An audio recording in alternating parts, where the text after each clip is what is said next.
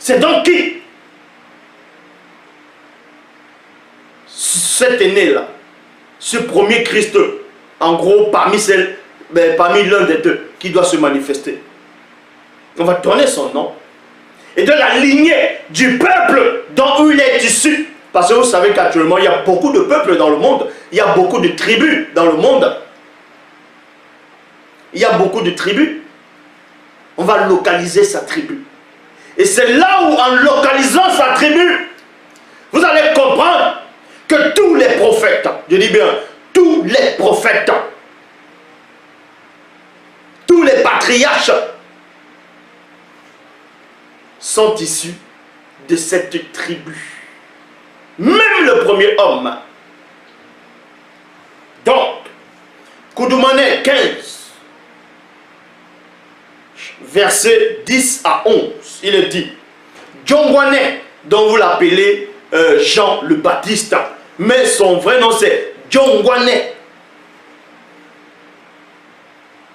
déclara, parce que pendant qu'il est en train d'initier, d'introniser certaines personnes, c'est-à-dire on va mettre les mots tels qu'ils sont, il intronisait des noirs uniquement. Pendant qu'il intronisait, pendant qu'il était là, dans le visible, il y a un groupe de personnes qui sont venues poser des questions. Que tu fais toutes ces choses par quelle autorité? Parce que tu intrigues, toi. Est-ce que tu es l'un des deux? Parce que ces gens qui sont venus voir Djongwane savaient qu'il y aurait l'un des deux qui allait se manifester. Mais ils voulaient savoir si c'était lui qui était Djongwane, dont vous l'appelez Jean-Baptiste. Dans Koudoumane, chapitre 15, au verset 11, au verset 10 à 11, il est dit, Djongwane déclara sans rétriction, affirma, moi, je ne suis point l'un des deux. Il y a point. Il lui demandait alors, qu'en est-il? Point d'interrogation. Es-tu Bé? C'est-à-dire celui qu'on appelle Élie le Tishbite, mais c'est Bé de Kwese. Le Moutopeda Mundi, annoncé par Loma, c'est-à-dire Malachi, il répondit, je ne le suis pas. Es-tu l'un des deux purificateurs Sawa, annoncé par Boussi? Il répondit non. Donc ici on entre encore dans l'intimité de la révélation. On donne maintenant la branche de la tribu où l'un des deux, où ces deux sont issus.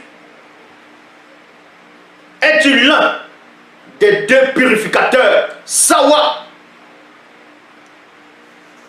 Sawa, annoncé par Boussi, il répondit non. C'est donc quoi? C'est donc qui? C'est un Sawa, c'est quoi? Le peuple Sawa, c'est quoi? C'est quelle tribu? Ça sort d'où? Vous allez voir qu'il y a toujours une prophétie sur ça. Dans Méné, c'est-à-dire celui dont vous appelez Miché. Méné chapitre 5, au verset 2, il est dit, et toi, Mboa Breti, dont vous dites Bethléem, Pangandolo, dans Ephrata, mystérieux village, entre les milles de Soma, entre les milliers de Soma, dans Wassé, vous voyez, dans l'Afrique, dans Wassé, sortiront pour le peuple originel les deux oins, les deux oins, les deux oins, avec un O majuscule, de la tribu des Sawa, qui domineront éternellement et dont l'origine connue remonte hors de la non-existence. Donc vous dites ici que le vrai Christ qui est Koudoumane, donc Dieu qui savait, non seulement il est noir, que ça vous plaise ou pas, mais il est africain et de la tribu Sawa. De même que le deuxième visiteur. Maintenant, c'est quoi un Sawa? Pourquoi il est Sawa? Certains vont peut-être dire, ah, c'est du tribalisme. Ils vont dire, pourquoi pas? Pourquoi il ne serait pas un Congolais? Pourquoi il ne serait pas un Centrafricain? Un Burkinabéen? Un Malien? Pourquoi un Sawa? On va vous donner la révélation du pourquoi. Mais avant ça, on va dans Essambé, dont vous nommez Paul. Essambé chapitre 3, verset 11. Il est dit, quand il allait le faire entrer dans la forteresse, Essambé dit au commandant, m'est-il permis de te dire quelque chose?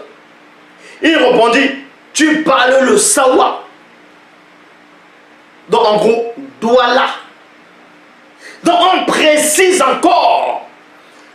Parce qu'on dit la tribune des Sawa. Ça veut dire qu'il y a plusieurs branches chez les Sawa.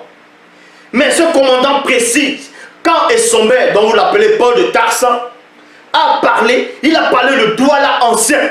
Et le commandant dit, mais tu parles le Sawa dans le Douala ancien avec l'accent. Tu es donc un vrai Sawa. Point d'interrogation. Donc il demande, tu es donc un vrai Sawa? Parce qu'il y a beaucoup de Sawa. Il y a certains qu'on appelle maintenant les Bakoko. Mais en réalité, on ne dit pas les Bakoko. On dit Batoba Mikoko. Donc les hommes de la terre. Les hommes du sol, les hommes du sable si vous voulez. Les hommes de la terre. Donc Batoba Mikoko. Mais ça a été changé à Bakoko. Il y a les Bassa. Il y a les Banyangi. Il y en a tellement, il y a beaucoup de branches, je ne vais pas tout citer ici. Il y a aussi les Douala. Mais on vous dit ici que Paul, dans Essambé, c'était un Sawa, mais de la branche des Douala. Et il parlait le Douala ancien. Mais pourquoi Essambé va parler le Douala ancien? Pourquoi le Christ, dans Djoki Sabé, va être un Sawa et lui aussi va être de la lignée des Douala? Pourquoi? Certains pourront dire c'est une injustice. Comme je dis, pourquoi il ne peut-il pas être un Congolais, un Nigérien, ainsi de suite? On va vous dire le pourquoi. On va vous montrer le pourquoi. Dans Essambé, chapitre 3, verset 13, il est dit, alors Essambé dit, je suis en fait un Sawa d'origine. D'origine. Ça veut dire quoi? Un Sawa d'origine, c'est celui qui parle le Douala ancien. Est-ce que vous comprenez? Donc, tous ces soi-disant historiens qui viennent dans les plateaux télévisés raconter des balivernes en disant que les Douala viennent du Congo. Ils sont venus au Cameroun actuel, ils ont trouvé les Bassa et les Batoba Mikoko, dont on dit les Bakoko. Mais vous avez lu ça où? Vous avez vu ça où? On va vous expliquer ces choses. Si vous ne savez pas, il n'y a qu'un seul enseignant, c'est celui qui est en face de vous. Donc Essambé dit ici, dans Essambé 3.13, alors Essambé dit, je suis en fait un Sawa d'origine, virgule. Non, il y a point. Je t'en prie donc, permets-moi de parler au peuple. Essambé chapitre 29, au verset 1, il est dit, voici le jeune Doubé. Doubé, vous l'appelez sous le nom de Tita. C'est ce qu'on appelle Tite. Dans son vrai nom, c'est Doubé. Voici le jeune Doubé, mon compagnon de service, virgule, qui est Sawa comme moi. Il a été circoncis 8 jours après sa naissance. Essambé chapitre 49, verset 1, il est dit, Je rends grâce à l'Oba que mes ancêtres, ancêtres ici c'est avec un A majuscule. Pourquoi? Les ancêtres avec A majuscule, ça veut dire, en gros on parle ici des Sango, de Yololo, de Tindi, de Wumse. Donc en gros, les ancêtres avec un A majuscule, c'est pour montrer que ces ancêtres-là c'était des initiés. C'est un patriarche. Et ceux ancêtres avec un A minuscule, c'est ce que la plupart des Noirs vont adorer, ils vont faire les calebasses, tout ça, ils vont dire, ils vont vénérer les ancêtres, tout ça. Ceux dont les descendants, ceux dont, on va dire les descendants, ont subi l'esclavage. Un peu partout en Amérique, en Europe, un peu partout.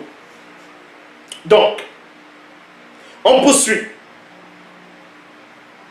Je rends grâce à l'Oba que mes ancêtres ont servi et que je sers avec une conscience pure de ce que nuit et jour, je me souviens continuellement du jeune Joël,